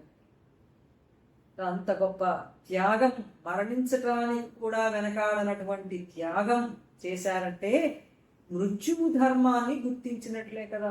మృత్యు అనేది ఒకటి ఉంది, దాని ధర్మం ఇది అని గుర్తించినట్లే కదా. కాబట్టి మృత్యు ధర్మం అనేది ఇక్కడ ఈ ప్రపంచంలో మనకి ఈ అజ్ఞాన చైతన్యంలో కనపడుతున్నటువంటిది అని చెప్పి 2-3 ఉదాహరణలు చెప్పారు. ఒక తల్లి పక్షి ఉంటుంది, ఒక పెద్ద క్రూర మృగాన్ని కూడా పిల్లల కోసం ఎదిరిస్తుంది. దానికి శక్తి లేదు, అయినా సరే ప్రాణాన్ని పణంగా పెట్టైనా ఆ క్రూర మృగాన్ని వెళ్ళగొట్టాలని చూస్తుంది. ఇది ఆత్మత్యాగం. అంటే ఇది ఒక మృత్యు ధర్మం ద్వారా తన కోరికని నెరవేర్చుకునేటట్లు చేయటం. అందుకని ఇవన్నీ కూడా ఇట్లా ఉన్నాయి, మృత్యు ధర్మం అనేది ప్రపంచంలో ఉన్నది అని చెప్పి అన్నారు. అట్లాగే ఇంకొకటి కూడా శ్రీ అరవిందులు చెప్పారు. ప్రపంచ స్థితిలో హింస అనేది ఒక అంశంగా ఇక్కడ ఉంది. ప్రపంచంలో ఇది అజ్ఞాన ప్రారంభ స్థితికి హింస అనేది తప్పదేమో. ఆ తర్వాత మానవుడు అభివృద్ధి చెందిన కొద్దీ హింసతో పని లేదు. ఇంకా అప్పుడు అంతా శాంతితోనే అన్ని పనులు నడిచిపోతాయి. ఒకరినొకటి హింసించుకోకర్లా. హింస ద్వారా ఒక దురాక్రమణని తీసేసి ఒక ఉత్తమమైనటువంటి దాన్ని తీసుకురావాల్సినటువంటిది కూడా ఆ పని కూడా అక్షరం. ఇప్పుడు ఒక గొప్ప ఒక దుర్మార్గుణ్ణి అణచాలంటే మనకి హింసతోనే చెయ్యాలి. భగవానుడు కూడా అదే చేశాడు. పరిత్రాణాయ సాధునాం. ఒక దుష్టుడు ముందుకు వస్తూ ఉంటే వాడిని అరికట్టాలంటే హింస ఒకటే మార్గం ఇప్పుడు.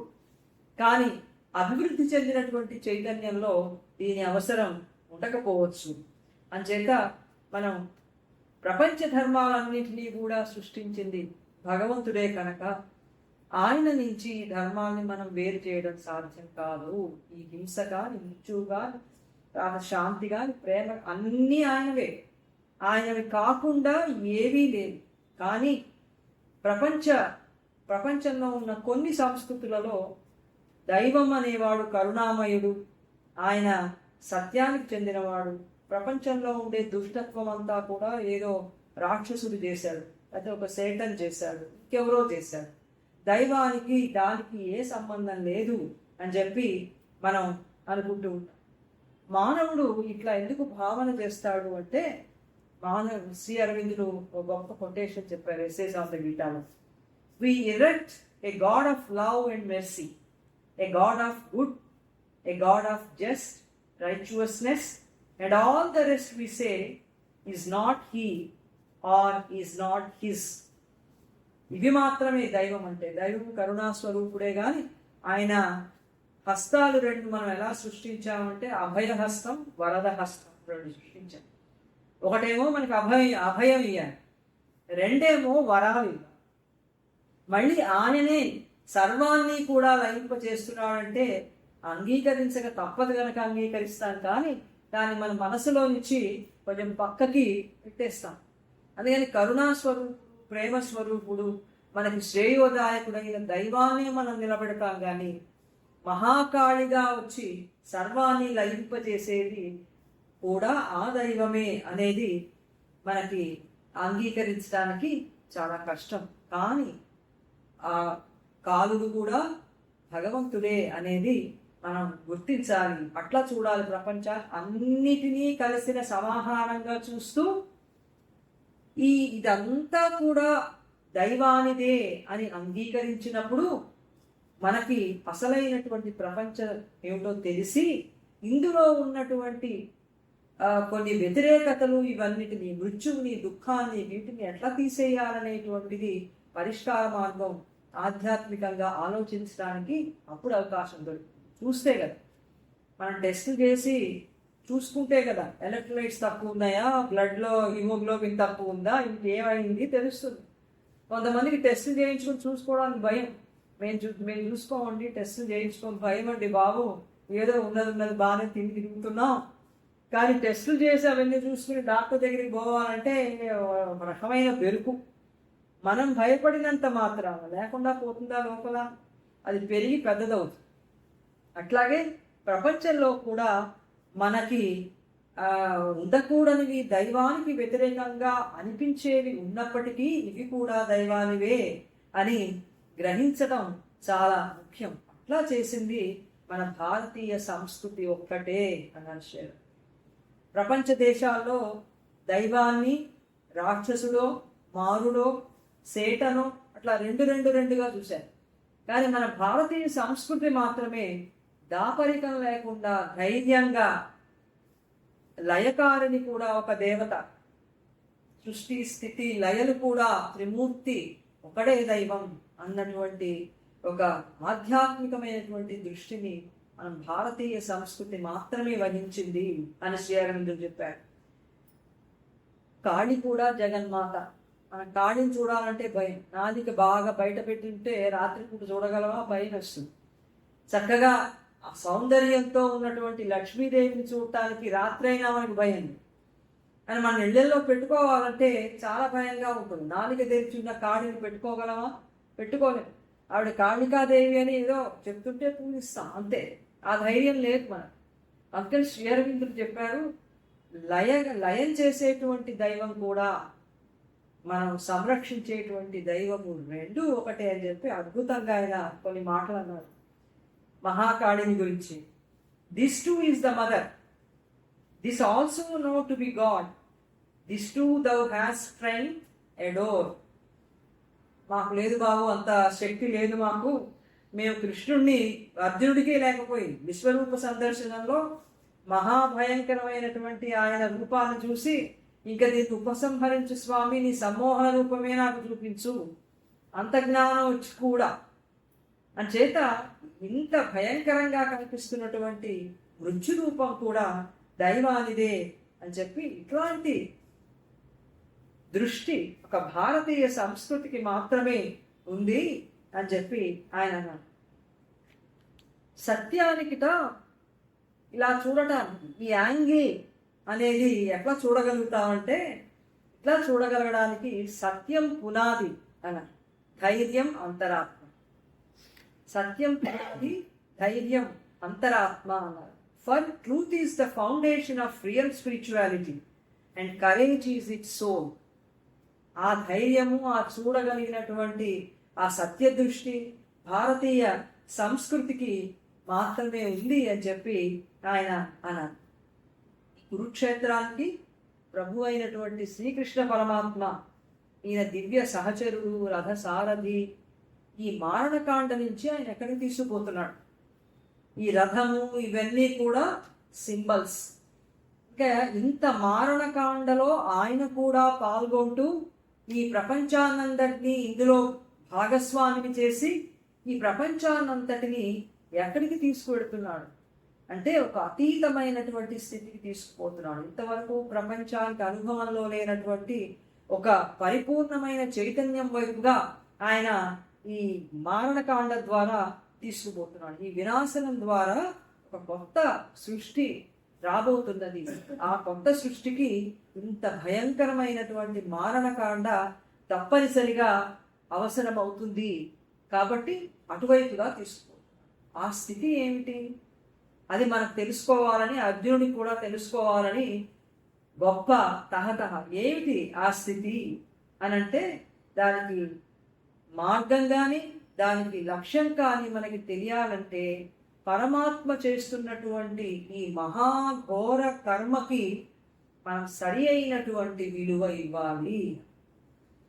ఇంత మహాఘోరమైనటువంటి కర్మ ఆయన చేస్తున్నాడంటే దీనికి తప్పనిసరిగా ఆయనకి ఒక గొప్ప లక్ష్యం ఉంది అనేది మనం తప్పనిసరిగా దీన్ని గ్రహించాలి. అమృతమైనటువంటి అమృతతత్వాన్ని తెలుసుకోవాలంటే మృత్యువు సంగతి ముందు బాగా మనకి తెలియాలి. మృత్యు ఎందుకు ఉంది. సో శ్రీ అరవిందులు కూడా సావిత్రి మహాకావ్యంలో ఇదే ప్రశ్నకి ఆయన సమాధానం సావిత్రి చివరి వరకు కూడా మనకి కనబడుతుంది. ఇప్పుడు ఈ ఆయన చేస్తున్నటువంటి ఈ పనికి ఒక విలువ ఇచ్చి ఆయన ఏం చేస్తున్నాడు అనేది మనకి తెలియాలి. ఆ తెలుసుకోవటానికి చాలా కష్టసాధ్యం, దానికి దుష్కరమైనటువంటి ఫెయిత్ చాలా అవసరం. ఫెయిత్ అనేది రెండు రకాలుగా ఉంటుంది. ఒకటి శ్రద్ధ, రెండు మూఢనమ్మకం. మూఢనమ్మకం తొందరగా వస్తుంది. మూఢనమ్మకం అనేది ఇప్పుడున్నటువంటి చైతన్యం నమ్మేది మూఢనమ్మకం. మనం ఈ అసలైనటువంటి శ్రద్ధ కూడా ఈ చైతన్యం నుంచే రావాలి. మనకున్నది ఒకే చైతన్యం కదా, పరిమితమైన అజ్ఞాన చైతన్యమే. అందుకని మూఢనమ్మకము, అసలైనటువంటి విశ్వాసము అనేటువంటిది మనం రెండింటిని మధ్యన తేడా తప్పనిసరిగా చేసుకుని దైవ కర్మని మనం తప్పనిసరిగా విశ్వసించాలి అని అన్నాను. ఎటువంటి విశ్వాసం ఉండాలి అంటే శ్రీ అరవిందులు ఇందులో చెప్పారు. ఎంత విశ్వాసం ఉండాలంటే, though thou slay me yet will I trust thee. నువ్వు నన్ను పట్టి చంపుతున్నా సరే నువ్వు ఉన్నావు, దీనికి ఏదో ఒక గొప్ప లక్ష్యం ఉంది అనేటువంటి అంత విశ్వాసం, నమ్మకం దైవంలో మనకి ఉండాలి కదా. మనకి దైవం అన్ని కోరికలు నెరవేరుస్తాడు అని ఇటువంటి వాటికి మూఢనమ్మకం వస్తూ ఉంటుంది.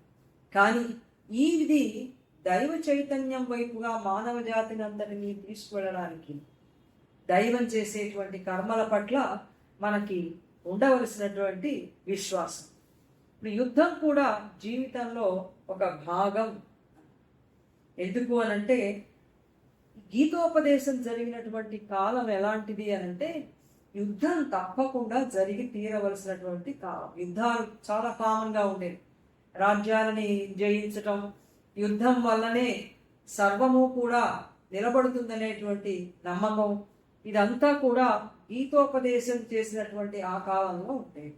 యుద్ధం లేకుండా మొత్తం చేసేస్తాం, మేము యుద్ధం లేకుండా చేస్తామంటే ఎవరు నమ్మేవాడు కాదు ఆ కాలం. మరి యుద్ధం అనేది తప్పనిసరి మన జీవితంలో భాగం అనుకునేవాడు. ఇంకొకటి కూడా శ్రీ అరవిందులు అన్నారు, గీతోపదేశం చేసే కాలం నాటికి సంఘం కూడా నైతికంగా కానీ, సాంఘికంగా కానీ, ఆధ్యాత్మికంగా కానీ సిద్ధంగా లేదు.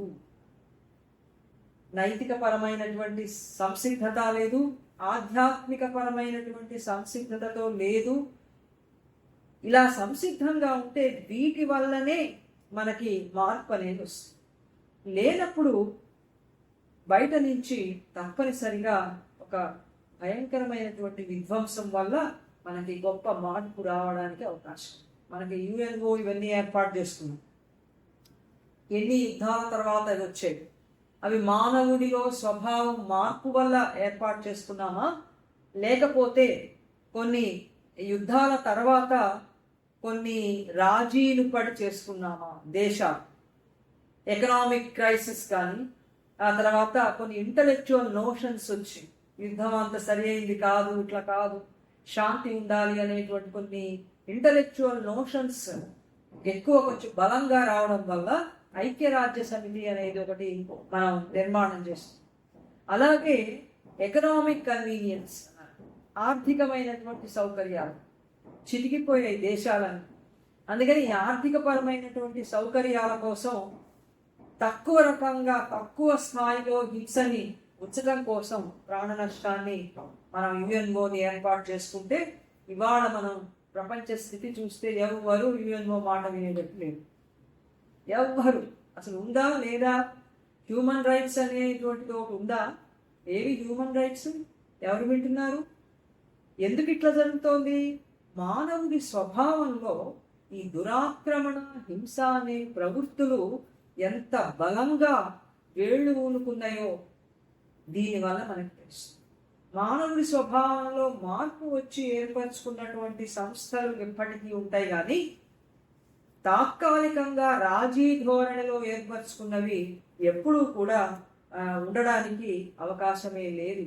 కనుక యుద్ధం అనేది జీవితంలో ఒక భాగం అయిపోయింది. మరి ఇట్లాగే ఉంటుందా ప్రపంచం? మంచి రోజు రాదా? మనం మంచి రోజు కోసం ఎదురు చూస్తూ ఉంటాం సాధారణంగా. మంచి రోజులు ఎప్పుడు వస్తాయో, అలాగే మంచి రోజులు వస్తాయని నాటకాలు రాస్తాం, సినిమాలు తీస్తాం, అన్నీ చూస్తాం. మంచి రోజు రావాలి అంటే లోపల నుంచి ఒక ఉత్తమమైనటువంటి ప్రపంచం రావాలని ప్రతి వాళ్ళకి ఉన్నది లోపల. కానీ అది రియాలిటీగా బయటకి మేనిఫెస్ట్ కావాలంటే ఆధ్యాత్మిక పరమైనటువంటి సాధన ద్వారా మాత్రమే అది సాధ్యపడుతుంది.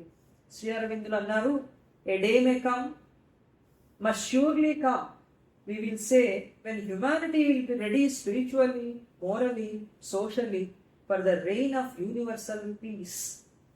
విశ్వజనీనమైనటువంటి శాంతి కోసం ప్రపంచ ప్రజలంతా కూడా నైతికంగా, సాంఘికంగా, ఆధ్యాత్మికంగా సిద్ధమైన రోజున తప్పకుండా విశ్వశాంతి అనేది సంపూర్ణంగా నెరవేరుతుంది. అంతదాకా ఈ యుద్ధము, హింస అనేవి మానవ జీవితంలో ఉంటూ ఉంటాయి అని చెప్పి శ్రీ అరవిందులు అన్నారు. ఆ తర్వాత మరొక అద్భుతమైనటువంటి దాన్ని విశ్లేషణ చేశారు. అదేంటంటే, భారతీయ నాగరికతలో క్షత్రియుడు నిర్వహించిన పాత్ర ఏంటి, దాన్ని బట్టి ఇప్పుడు అర్జునుడు ఎట్లాంటి కర్మ నిర్వహించాలి, కృష్ణ పరమాత్మ ఈ యుద్ధం అనేటువంటి కర్మని ఆధ్యాత్మికమైనటువంటి ఉన్నతమైన చైతన్యం కోసం ఆయన ఎట్లా ఉపయోగించాల్సి చెప్తున్నాడు, దానికి మనకి వివరణ అంతా కూడా కావాలి. అందుకని మన భారతీయ నాగరికతలో క్షత్రియుడు ఎలాంటి వాడు అంటే, భారతీయ నాగరికత కొన్ని విధులని చాలా కేర్ఫుల్గా డిస్ట్రిబ్యూట్ చేసి, ఒకటి ఆలోచన జ్ఞానం, అదొక విధి. రెండవది రక్షణ, సమాజాన్నంతా రక్షించేటువంటి రక్షణ విధి ఒకటి. మూడవది ఉత్పత్తి, పంపిణీ, ఉత్పత్తి చేయడం, దాన్ని వాణిజ్యపరంగా పంపిణీ చేయడం. నాలుగవది శ్రమ, సేవ. ఇవన్నీ గనక ఉంటే సమాజం అంతా కూడా కొంత సామరస్యంగా, సుస్థిరంగా. ఆలోచన చెప్పేవాడు, జ్ఞానం ఉన్నవాడు, సమాజాన్ని రక్షించేవాడు, ఉత్పత్తి చేసేవాడు, అలాగే శ్రమ, సేవలు ఇవన్నీ కూడా ఉంటే సమాజం ఒక సుస్థిరంగా ఉంటుంది. ఈ విధులని ఇలాగా సెపరేట్ చేసి జాగ్రత్తగా సమాజ నిర్మాణం కోసం ఉపయోగించుకోవాలి అన్నది భారతీయ నాగరికత చేసినటువంటి పని. ఇట్లాంటప్పుడు యుద్ధం చేయటం ఒకళ్ళదే ఒక వర్గం పని, కొంతమంది పని. మిగతా వాళ్ళకి యుద్ధం చేయాల్సిన అవసరం లేదు. కురుక్షేత్ర యుద్ధం జరుగుతున్నప్పుడు ధృతరాష్ట్రుడు అంతఃపురంలో ఉన్నాడు, గాంధారి అంతఃపురంలో ఉంది, రాణులంతా అంతఃపురంలో ఉన్నారు. పోయి అంతఃపురం మీద పడల. కురుక్షేత్రం అని ఒక ప్లేస్ ఎన్నుకున్నారు. అక్కడ ఫలానా టైం అప్పుడు యుద్ధం చేయాలనుకున్నారు. ఆ యుద్ధం అంతా కూడా అక్కడ జరుగుతూ ఉంటే మిగతా ఆ నగరానికి కానీ మిగతా ప్రాంతానికి కానీ ఏ రకమైనటువంటి నష్టం కూడా లేదు. ఇలా ఉండేది రక్షణ అనేది. మిగతా సమాజం అంతా చాలా సేఫ్గా శాంతిగా ఉండేది. వాళ్ళ మీద ఏం దారుణ మారణకాండాలు జరిగేవి కావు. వాళ్ళ మీద వచ్చి పడేవాడు కాదు. బయట పోయి యుద్ధాలు చేసుకునేవాడు. గెలిచిన వాళ్ళు ఆ రాజ్యాన్ని కలుపుకునేవాడు. ఆ ప్రజలను కూడా బాగా చూసుకునేవాడు. ఆ అంతఃపురంలో ఉన్న వాళ్ళని వాళ్ళ మానానికి స్వేచ్ఛకి వాళ్ళని విడిచిపెట్టేవాళ్ళు. వాళ్ళ జోలికి పోయేవాళ్ళు కాదు. ఎందుకు ఇట్లా ఇంత నియమంగా, ఇంత ఒక క్రమబద్ధతగా ఎట్లా ఉంది అని అంటే, శ్రీ అరవిందులు చారిత్రకంగా కూడా ఆయన అధ్యయనం చేసి వివరణ చేస్తున్నారు. అంటే ఆధునిక కాలంలో వచ్చిన విజ్ఞానం, ప్రాచీన కాలంలో ఉన్న విజ్ఞానం అన్నీ కలబోసుకుంటేనే ఒక మహావిజ్ఞానం అవుతుంది. కాబట్టి భారతీయ నాగరికతలో క్షత్రియుడు వహించినటువంటి పాత్ర, బలహీనుల్ని అణిచివేతకి గురైన వాళ్ళని వీళ్ళందరినీ రక్షించే బాధ్యత, ఈ రక్షణ బాధ్యత తీసుకున్నటువంటి క్షత్రియుడికి ఉండేది. భారతీయుల యొక్క ఈ క్షత్రియ భావన ఎట్లా ఉండేదంటే, వీరుడు, పరిపాలకుడు, స్వభావంలో ఉదారుడు. క్షత్రియుడికి ఉండాల్సినటువంటి గుణాలు ఇవిట.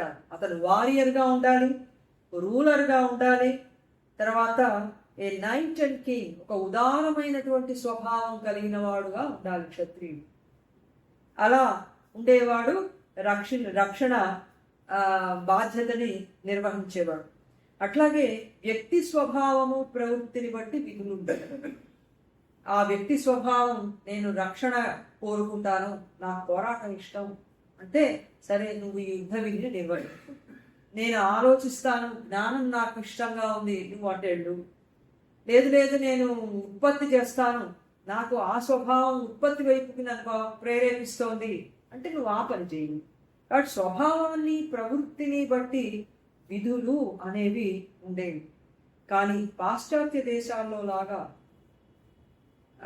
ఒక మిలిటరీ అంటే మొత్తం దేశం అంతా పోవాల్సిందే. ఒక్కొక్కసారి అవసరమైతే చిన్న చిన్న పిల్లల్ని కూడా, ఇప్పుడు కూడా అలాగే జరుగుతుంది.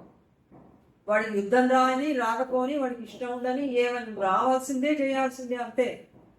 అట్లా ఉండేది కాదు ప్రాచీన భారతీయ సంస్కృతిలో, నాగరికతలో. విధులు అనేటువంటి మనిషి స్వభావాన్ని బట్టి, ప్రవృత్తిని బట్టి విధులు ఉంటాయి. కాబట్టి దానివల్ల ఒక గొప్ప ప్రయోజనం చేకూరింది. ఏంటంటే, ఒక ఆధ్యాత్మిక చైతన్యం వాళ్ళు చేసే పనుల ద్వారా వాళ్ళకి కలిగేదన్నారు. ఇంకొకటి శ్రీ అరవిందులు చెప్పారు, భారతీయ ప్రాచీన నాగరికత మనిషిని ఎలా చూసింది? మనిషిని ఆధ్యాత్మిక జీవిగా చూసింది, సంఘజీవిగా చూడదు.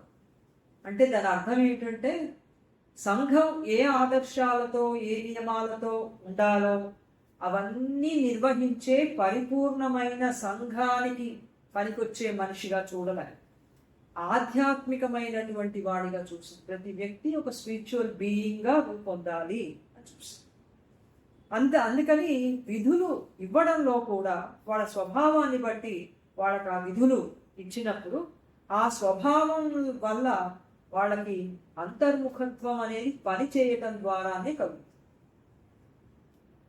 ఆ పని చేయటం ద్వారానే అంతర్ముఖత్వం కలిగినప్పుడు ఆత్మ చైతన్యం వికాసం పొంది ఉన్నతమైనటువంటి ఆధ్యాత్మికత వైపుగా వెళ్ళడానికి అవకాశం వాళ్ళ విధి ద్వారానే ఉండేది. ఆ తర్వాత రాను రాను ఈ విధులన్నీ స్వభావాన్ని బట్టి ప్రవృత్తిని బట్టి కాకుండా కొంతకాలం అయ్యే నాటికి ఏ కులంలో పుట్టాడో ఏ వర్ణంలో పుట్టాడో తప్పనిసరిగా నువ్వే చెయ్యాలి అని ఒక ఫోర్స్ఫుల్గా ఆ పనులే చెయ్యాలనడం అది ప్రాచీనమైనటువంటి మన భారతీయ నాగరికతలో ఇవన్నీ కూడా లేవు. అందుకని సంఘ జీవితం కానీ నైతికత కానీ ఇవన్నీ కూడా ఆధ్యాత్మికత సాధించడానికి వీలుగా విధులలోనే ఉండేవి. ఇది మన నాగరికత అని శ్రీ అరవిందులు చెప్పారు. ఆ తర్వాత ఈ సైనిక విధిని కూడా ఒక వర్గానికే ఉంచేవాళ్ళు కాబట్టి ఎక్కువ మారణకాండ జరిగేది కాదు, పరిమితంగా ఉండేది. హింస కానీ ఈ మరణాలు కానీ పరిమితంగా ఉండేవి. ఈ క్షత్రియుడికి ఉండవలసినటువంటి లక్షణాలు ఎట్లా ఉండాలో నిర్ణీతమై ఉండేట. ఏమిటంటే అది ధైర్యం, అది ఉండాలిగా. ముందర ఖడ్గతిక్కలాగా ఆయన యుద్ధభూమిలోంచి వెనక్కి వచ్చేసాడు. వచ్చినప్పుడు మళ్ళీ ఆయన భార్య ప్రబోధం వల్ల మళ్ళీ వెనక్కి వెళ్ళాడు. ఒక ధైర్యం ఉండాలి, క్వాలిటీస్ ఆఫ్ కరేజ్ అని, క్రమశిక్షణకి లోబడినటువంటి శక్తి, డిసిప్లిన్డ్ ఫోర్స్. ఒక ఆర్మీకి ఉండాల్సినటువంటి లక్షణాలు డిసిప్లిన్డ్ ఫోర్స్. ఆ ఫోర్స్ని ఏ విధంగా ఎవరి మీద ఎప్పుడు ఉపయోగించాలని తెలిసినటువంటి ఒక క్రమశిక్షణ క్షత్రియుడికి ఉండేది. తర్వాత క్షత్రియుడికి బలమైన ఉదార బుద్ధి ఉండాలి, స్ట్రాంగ్ హెల్ప్ఫుల్నెస్, సహాయపడేటువంటి ఉదారమైన బుద్ధి ఉండాలి. తర్వాత చివల్రస్ నొబిలిటీ, వీరోచితమైనటువంటి ఔన్నత్యం ఉండాలి. ఎట్లా పడితే అట్లా చంపడమే కాదు, వీరోచితమైనటువంటి యుద్ధ ప్రక్రియలు తెలిసి ఉండడమే కాకుండా ఈ క్వాలిటీస్ ఉండాలి. ధైర్యం ఉండాలి, డిసిప్లిన్ ఫోర్స్ తెలిసి ఉండాలి, ఉదార బుద్ధి ఉండాలి, ఔన్నత్యం ఉండాలి. ఇవన్నీ ఉన్నప్పుడు అంతర్ముఖత్వం తేలిగ్గానే వస్తుందిగా. యుద్ధం చేస్తున్నా ఈ ప్రమాణాల ఆధారంగా యుద్ధం చేస్తాడు కాబట్టి అతనిలో ఆధ్యాత్మికమైన ఉన్నత స్థితికి వెళ్ళటానికి తన పనే తనకు ఉపయోగపడుతుంది. మళ్ళీ వేరుగా వెళ్ళి తపస్సు చేయగలరు.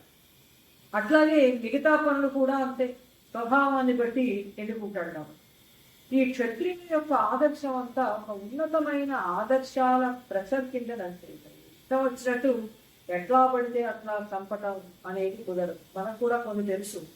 యుద్ధాలు చేస్తున్నప్పుడు వెనక నుంచి పొడవటం కానీ, శరీరం కింద భాగంలో పొడవటం కానీ, లేకపోతే వాడు నిరాయుధుడై ఉన్నప్పుడు బాణప్రయోగాలు ఇవన్నీ చేయడం, ఇలాంటి కొన్ని ప్రమాణాలు ఉన్నాయి. ఈ ప్రమాణాలను బట్టి క్షత్రియుడు యుద్ధం చేయాలి. అంటే ఇవన్నీ కూడా నైతికమైనటువంటి ప్రమాణాలు కనుక ఈ ప్రమాణాలతో చేసినటువంటి క్షత్రియుడు ఆధ్యాత్మిక జీవితానికి వెళ్ళడానికి చాలా తేలికగా ఉంటుంది అని చెప్పి విధులు అనుసరిస్తూనే ఆధ్యాత్మిక జీవనం సాధించడం తేలిక అని శ్రీ అరవిందులు ఈ వివరణ ఇచ్చారు. ఆ తర్వాత వీళ్ళంతా కూడా ఈ ఉన్నతమైనటువంటి ప్రమాణాలని అనుసరిస్తూనే యుద్ధాలు చేసేవారు. ఇటువంటి ఉన్నతమైనటువంటి పరిస్థితులలో చేసే యుద్ధాన్ని దృష్టిలో పెట్టుకుని శ్రీకృష్ణ పరమాత్మ గీతోపదేశం చేశారు అన్నారు. ఇటువంటి ఉన్నతమైన ప్రమాణాలతో యుద్ధం చేసే క్షత్రియుడికి చేసినటువంటి బోధ ఇది అని చెప్పి ఆయన ఒక మాట అన్నాడు కృష్ణుడు. అర్జున, నీకు యాదృచ్ఛికంగా నీ అదృష్టవశాత్తు వచ్చింది ఈ యుద్ధం కనుక నువ్వు చేస్తే స్వర్గద్వారమపావృతం అన్నాడు ఆయన కృష్ణుడు. స్వర్గద్వారాలు తెలుసుకున్నట్లుగా నీకు అదృష్టవశాత్తు ఈ యుద్ధం వచ్చింది అని చెప్పటంలో అర్థం ఏమిటంటే, ఇంత ఉన్నతమైనటువంటి ప్రమాణాలతో యుద్ధం చేసేటువంటి క్షత్రియుడు అటువంటి పరిస్థితులు ఉన్నటువంటి కాలంలో శ్రీకృష్ణ పరమాత్మ ఈ గీతోపదేశాన్ని ఆయన చేశాడు అని అన్నారు. ప్రపంచం నడిచే పద్ధతి ఎట్లా ఉంటుందంటే, మహాశక్తులు ఒకదానితో ఒకటి ఢీకొంటూ ప్రపంచమంతా కూడా విధ్వంసం సృష్టిస్తూ ఉంటాయి. ఆ శక్తులన్నీ మనుషులని ఆవరిస్తాయి, మనమే వాటికి ప్రతినిధులం. ఆ శక్తులన్నీ మానవులని ప్రతినిధులుగా చేసుకుని ఇవన్నీ కూడా విధ్వంసాన్ని సృష్టిస్తూ వినాశనాన్ని తీసుకొస్తూ ఉంటాయి. కాబట్టి ఈ వినాశనం ద్వారా జరగవలసినటువంటి ఉన్నతమైనటువంటి చైతన్యం రావలసినదంతా వస్తూ అయితే శ్రీకృష్ణుడు ఒక అంశం చెప్పి మనం ముగిద్దాము.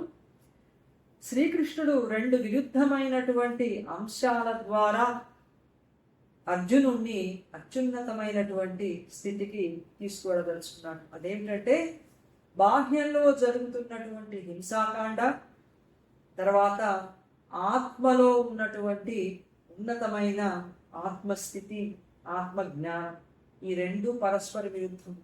ఆత్మజ్ఞానానికి బాహ్యంలో జరుగుతున్నటువంటి ఈ యుద్ధం అనే మహా మారణకాండకి ఈ రెండింటికి వైరుధ్యం ఉందిగా. యుద్ధము ఆత్మజ్ఞానం ఒకటే అని మనం చెప్పలేం, ఎట చెప్తాం? అందుకని ఆయన ఏం చేశాడు, యుద్ధం అనేటువంటి ఈ మహాఘోరమైనటువంటి దాన్ని, ఆత్మజ్ఞానాన్ని, ఈ రెండింటికి సామరస్యతని చేకూర్చడం అనేది ఈ ఉపదేశం ద్వారా ఆయన చేయదలుచుకున్నాడు. అంతరంగంలో ఆత్మజ్ఞానంతో ఉంటూ బాహ్యంలో దైవేచ్ఛతో ఎటువంటి కర్మనైనా కూడా నిర్వహించగలిగేటువంటి శక్తి, అటువంటి ఒక లక్షణం తప్పనిసరిగా ఉంటుంది. ఈ రెండింటికి సామరస్యతని తీసుకురావడం అనేది గీతోపదేశంలో మనకి చేయడం జరిగింది. అందుకని గీతోపదేశం ఈ రెండు వైరుధ్యాల దగ్గర మొదలుపెట్టి ఆత్మనిష్టతో బాహ్యకర్మ ఎటువంటిదైనా కూడా నిర్వహించగలిగేటువంటి ఒక చైతన్యం తీసుకురావచ్చు అని ఆయన ఇందులో చెప్పబోతున్నాడు. కాబట్టి ఎట్లా చేస్తాము, ఎట్లా అది జరుగుతుంది, బాహ్యంలో ఉండేటువంటి అజ్ఞాన కర్మగా కనపడుతున్నటువంటి దానికి ఆత్మజ్ఞానానికి సామరస్యత ఎలా కుదురుతుంది అనేది శ్రీ అరవిందులు ఆ తర్వాత వ్యాసాల్లో ఆయన చెప్తారు. సో వచ్చే వారం దాన్ని చూద్దాం.